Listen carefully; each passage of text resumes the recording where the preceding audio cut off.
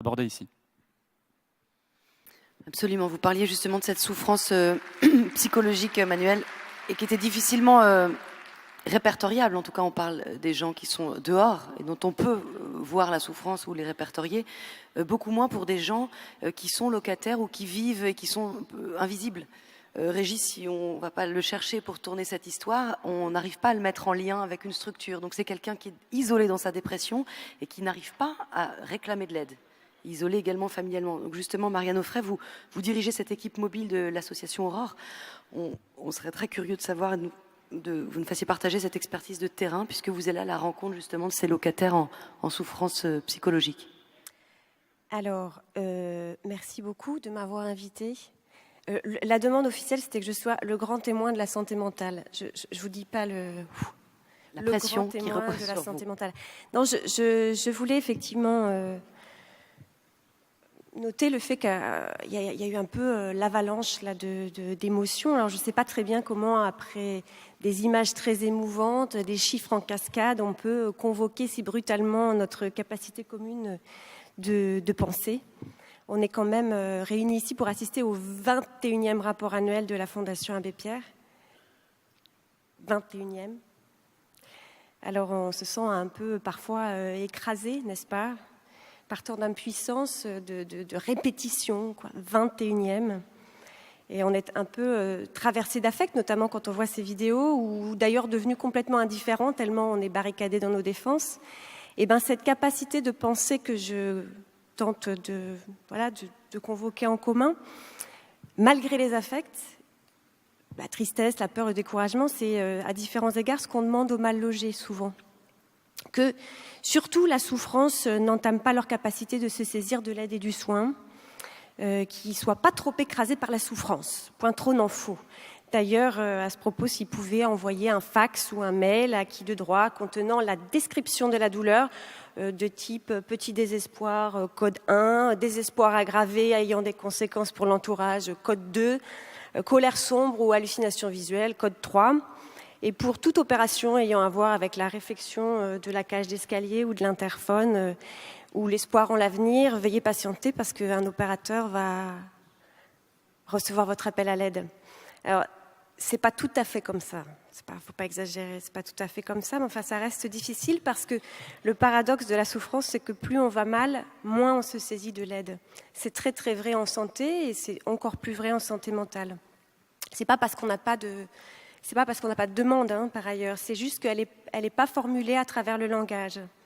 Alors évidemment, ça crie, ça trouble du voisinage, ça se replie, ça s'isole, ça fait exactement l'inverse de ce que le bon sens indique. C'est parfois assez pénible. On ne comprend pas. Alors le sujet sur lequel je souhaitais intervenir, qui est le travail donc l'équipe mobile psychosociale que je dirige est composée de 6 psychologues et elle est nommée psychosociale en référence à la clinique psychosociale qui est élaborée par le psychiatre Jean Furteau, c'est le laboratoire de l'Orsper. Cette équipe est le fruit de 2 appels à projets datant de 2013, l'un émanant de la DIAL et l'autre du Fonds d'intervention des ESH. L'association Aurore, qui est une association de lutte contre l'exclusion qui œuvre dans l'hébergement d'urgence, l'accompagnement dans le logement et la santé, donc pour laquelle je travaille, ainsi que le bailleur Toi et Joie, pour le citer, avait déjà travaillé sur le projet Un chez soi d'abord, que vous venez de mentionner. Et ils avaient donc souhaité poursuivre le travail dans un cadre un peu différent, mais qui avait à voir.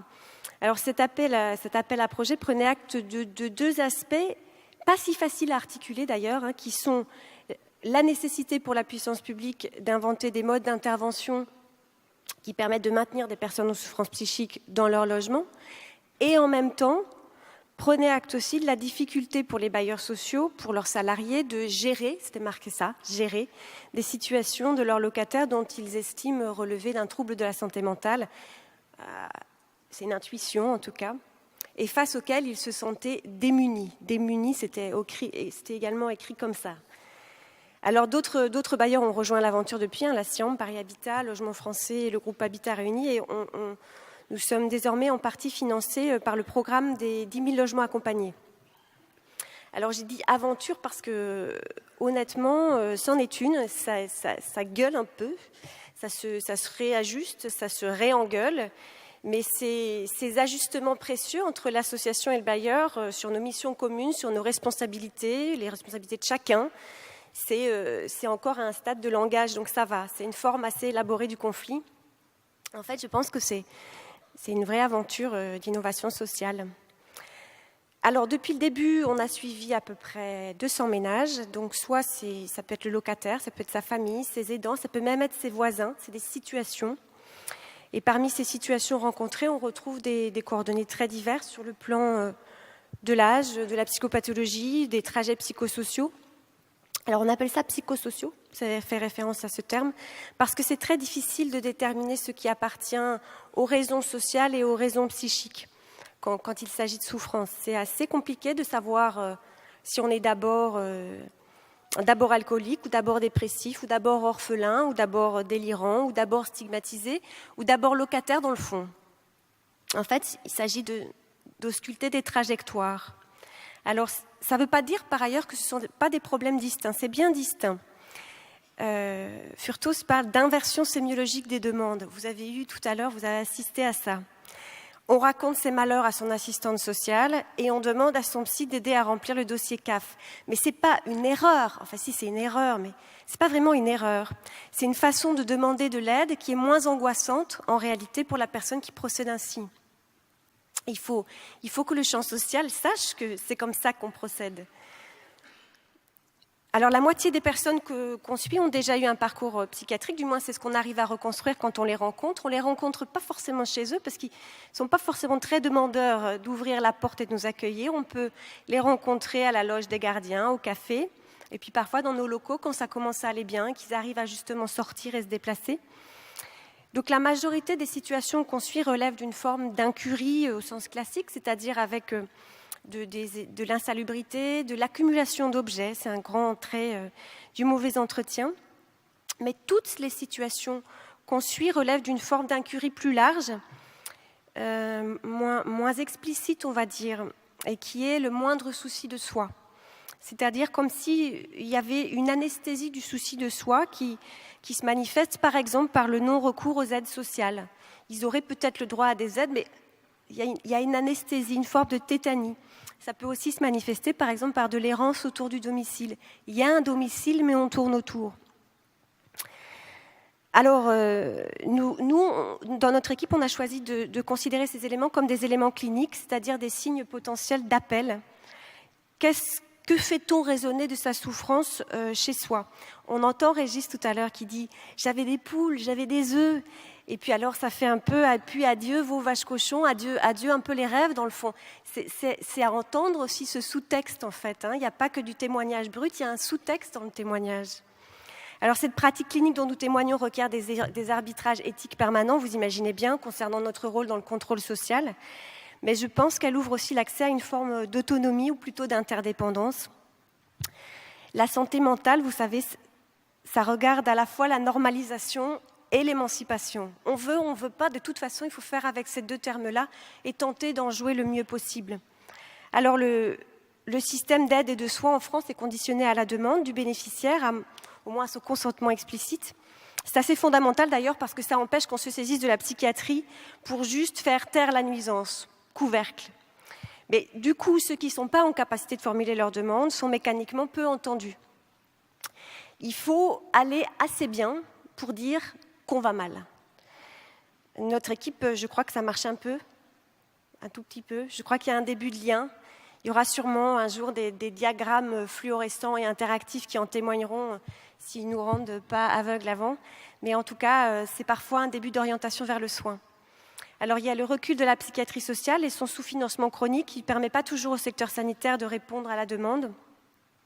Parce que ces locataires souffrants sont souvent entre deux pathologies, entre deux diagnostics, ni psychotiques, ni toujours quelque chose. Ils sont un peu entre deux choses, entre les murs souvent. Alors certaines fois, notre locataire patient, on voudrait le réhabiliter, on voudrait le réparer. Et puis dans ce même élan, on voudrait le mettre aux normes, on voudrait le recaser, on voudrait le résidentialiser. Et l'intention est louable, mais c'est chargé d'ambivalence. Attention, parce que dans certains cas, pour commettre le bien, pour faire le bon geste, il s'agit de ne pas faire le geste, de retenir son geste, d'arrêter d'aller frapper tous les jours à la porte, d'arrêter de demander un projet personnalisé à quelqu'un qui n'arrive même plus à penser au lendemain. Donc, aussi bienveillantes qu'elles se veuillent, les politiques publiques sont parfois suffisamment univoques pour provoquer elles-mêmes les ruptures qu'elles condamnent. Alors, dernière phrase, j'avais 8 minutes, j'ai débordé, il faut toujours déborder un peu, hein. C'est mon conseil du jour. La santé mentale, celle des mal logés, comme celle des bien logés par ailleurs, est un ensemble qui concourt tant au soulagement de nos peines qu'à l'élaboration des conflits qui nous traversent. Il faut que ça gueule un peu aussi. Et in fine, sans doute à la transformation de la colère individuelle en projet commun, dans la paix, certes, la paix civile, mais pas sans capacité de révolte. Un peu de clinique et un peu de politique, quoi, la vie. Merci beaucoup, Marianne Offray. Vous honorez avec brio votre mission de grand témoin de la santé mentale. 2 minutes de débat. Merci beaucoup de nous avoir apporté ces éclairages. Je vais demander à Christophe